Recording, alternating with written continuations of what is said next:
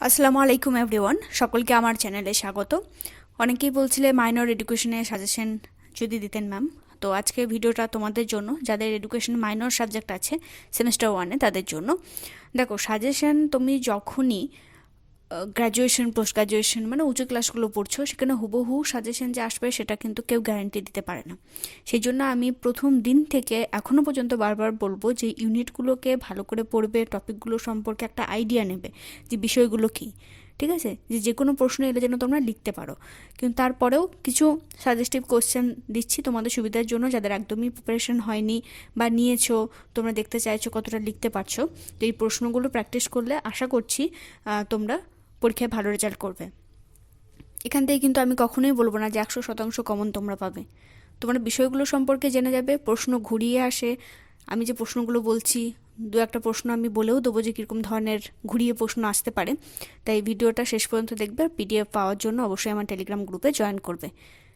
দেখো, তোমাদের এখানে 4টা ইউনিট পড়তে হবে, তোমাদের সিলেবাসেই আমি বলেছিলাম।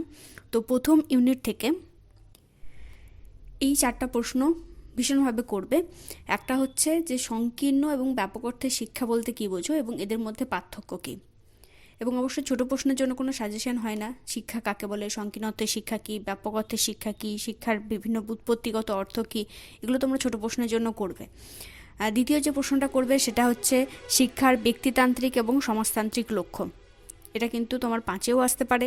একটা দিয়ে দিতে পারে যে ব্যক্তিতান্ত্রিক লক্ষ্য এর এবং ত্রুটি লেখো, এবং এটাও দিতে পারে সমাজতান্ত্রিক লক্ষ্যের ত্রুটি লেখো, সমালোচনা সহ লেখো। এগুলো 5এও আসতে পারে, দুটোকে দিয়ে আবার 10এও দিতে পারে। ঠিক আছে, সুতরাং এই দুটো টপিক নিয়ে তোমরা একটু পড়াশোনা করে নেবে। পরে যে একটা প্রশ্ন 5এ খুব আসে সেটা হচ্ছে শিক্ষা একটি সামাজিক প্রক্রিয়া, একটা সোশ্যাল প্রসেস। এইটা একটা ব্যাখ্যা করতে বলে, এটা 5এর জন্য করবে তোমরা।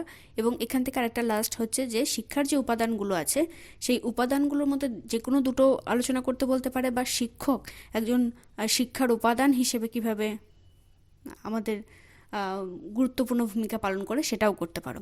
যে কোনো দুটো উপাদান করবে, তার মধ্যে অবশ্যই তুমি শিক্ষার্থী শিক্ষক এই দুটো করতে পারো, পাঠ্যক্রমকে করতে পারো, কিন্তু শিক্ষকটা অবশ্যই করবে। কারণ অনেক সময় শিক্ষক দিয়ে প্রশ্নটা আসে যে শিক্ষার উপাদানগুলি কী কী এবং একজন শিক্ষক কীভাবে শিক্ষার উপাদান হিসেবে কাজ করে, সেটা আলোচনা করো। এটা 10এর জন্য তোমরা করবে। তাহলে এখান থেকে কী ধরনের প্রশ্ন আসতে পারে ঘুরিয়ে বললাম।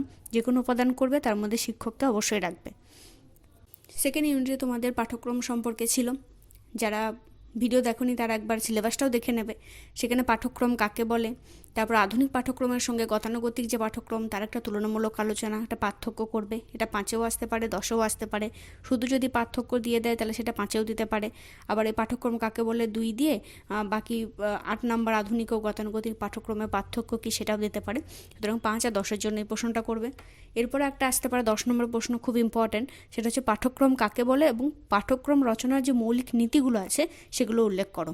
এটা কিন্তু 10এর জন্য তোমরা ভালো করে করবে।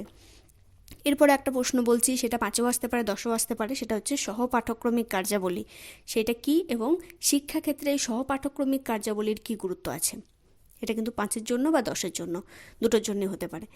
আর ছোটো প্রশ্নের জন্য বারবার বলছি তোমাদেরকে বিষয়গুলো সম্পর্কে ভালো করে জানতে হবে। যে ইউনিটগুলো, যে টপিকগুলো আমি আলোচনা করেছি দেখবে তোমাদের প্রিভিয়াস কোনো ভিডিওতে আছে, অবশ্যই প্লে লিস্ট গেলে তোমরা পেয়ে যাবে। সেখানে পাঠ্যক্রম কাকে বলে, তারপরে তোমার স্বপাঠক্রমিক কার্যাবলী কী, তারপর আধুনিক পাঠ্যক্রম কী, গতানুগতিক পাঠ্যক্রম কী, পাঠ্যক্রমের ব্যুৎপত্তিগত অর্থ কী, এই ধরনের ছোটো ছোটো প্রশ্ন কিন্তু এই ইউনিট 2 থেকে তোমরা করে নেবে। এরপর তৃতীয় ইউনিট থেকে কয়েকটা প্রশ্ন একটু বেশি করতে হবে, কারণ বিষয়টা অনেক বড় এবং অনেকগুলো বিষয় আছে এখানে। তো 1 নম্বর প্রশ্ন যেটা তোমরা 5এর জন্য করবে সেটা হচ্ছে খেলাভিত্তিক শিক্ষা বলতে কী বোঝো এবং এই শিক্ষা আধুনিক শিক্ষাকে কতখানি প্রভাবিত করেছে, বা এটা আসতে পারে যে এর শিক্ষাগত গুরুত্ব কী খেলাভিত্তিক শিক্ষা। এভাবেও প্রশ্ন আসতে পারে, এটা 5এর জন্য করবে। আরও দুটো 5এর জন্য করবে, খুব ইম্পর্টেন্ট। সেটা হচ্ছে প্রকল্প পদ্ধতির স্তর বিন্যাস, আর একটা হচ্ছে প্রকল্প পদ্ধতির সুবিধা অসুবিধা কী। এই দুটো করবে 5এর জন্য। এবং আরেকটা প্রশ্ন বড়োর জন্য তোমরা করে রাখবে, সেটা হচ্ছে কিন্ডারগার্টেন পদ্ধতির গুরুত্ব কী এবং কিন্ডারগার্টেন ও মন্তেশ্বরী পদ্ধতির একটা তুলনামূলক আলোচনা। এটা একটা করতে পারো তোমরা 10এর জন্য। আর একটা হচ্ছে 5এর জন্য যে আধুনিক শিক্ষাকে শিশুকেন্দ্রিক শিক্ষা কেন বলা হয়। এর বাইরেও তোমরা যে ছোটো প্রশ্নগুলো করবে সেটা হচ্ছে কিন্ডারগার্টেন শব্দের অর্থ কী, এই কিন্ডারগার্টেন পদ্ধতিতে উপহার বৃত্তি বলে দুটো বিষয় আছে, এই উপহার বৃত্তিগুলো কী, শিশুকেন্দ্রিক শিক্ষার জনক কাকে বলা হয়, তারপরে তোমার বুনিয়াদী শিক্ষার প্রবর্তককে, ওয়ার্ধা পরিকল্পনা কী, তারপর তোমার বুনিয়াদী শিক্ষার পাঠ্যক্রম কি, তারপরে আত্মগঠন বা স্বয়ং শিক্ষা বলতে কী বোঝো, মন্তেশ্বরী কোথায় তার শিক্ষা পদ্ধতি প্রচলন করেন। এই ধরনের ছোটো প্রশ্নগুলো তোমরা ওই বিষয় সম্পর্কে, ইউনিট সম্পর্কে ছোটো ছোটো করবে। এগুলো তো সাজেশন হয় না, বড় প্রশ্নগুলো তোমাদেরকে বলে দিচ্ছি মোটামুটি। এগুলো তোমরা রেডি করে রাখবে পরীক্ষার যাওয়ার আগে। আচ্ছা, ইউনিট 4-এ তোমাদের জন্য আসছে যে 3টে প্রশ্ন, সেই 3টে খুব ইম্পর্ট্যান্ট, 2টো 5-এর জন্য, একটা 10-এর জন্য। সেটা হচ্ছে গতানুগতিক শৃঙ্খলা এবং আধুনিক শৃঙ্খলার মধ্যে পার্থক্য কী, এবং সেই সঙ্গে শিক্ষায় স্বাধীনতা কেন প্রয়োজন, এ দুটো 5-এর জন্য করবে। এবং মুক্ত শৃঙ্খলার সংজ্ঞা দাও, এবং বিদ্যালয়ে মুক্ত শৃঙ্খলা রক্ষার উপায় কী, বা শিক্ষাগত গুরুত্ব কী, এডুকেশনাল ইমপ্লিকেশন ভীষণভাবে ইম্পর্ট্যান্ট ইউনিট 4 থেকে। এখান থেকে ছোটো প্রশ্ন ওরকম তোমরা করতে পারো যে শৃঙ্খলার সঙ্গে শাসনের কী সম্পর্ক, তারপরে তোমার বিদ্যালয়ে স্বায়ত্তশাসন ব্যবস্থা কাকে বলে, শৃঙ্খলা এবং শৃঙ্খলের মধ্যে পার্থক্য কী, এরপরে মুক্ত শৃঙ্খলা কাকে বলে, যেরকম বড় প্রশ্নের সঙ্গে একটা জুড়ে দিতে পারে। তার সঙ্গে তোমার এমিলে শিক্ষা ব্যবস্থার মধ্যে রুশো কী ধারণা ব্যক্ত করেছেন, এই ধরনের প্রশ্ন।